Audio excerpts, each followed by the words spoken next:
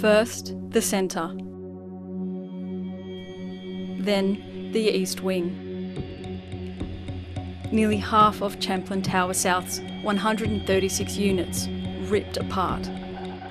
The 12-storey Miami beachfront was prime real estate. One condo recently sold for $3.7 million. So how did a hurricane-proof building, constructed only in 1981, catastrophically collapse?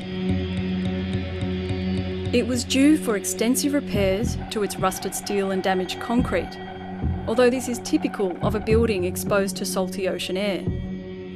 A land study last year found the building has been sinking since the 1990s at a rate of 2 millimetres a year. A third possible factor? Structural supports removed by occupants doing unauthorised renovations. Finally, residents complained about the building shaking during construction of an 18-storey complex and underground car park next door. That finished 2 years ago. But one resident had reported cracks in the pool deck, perhaps a sign of shifting soil beneath. As the search for survivors continues, authorities say it could be months, even years, before they have the answer.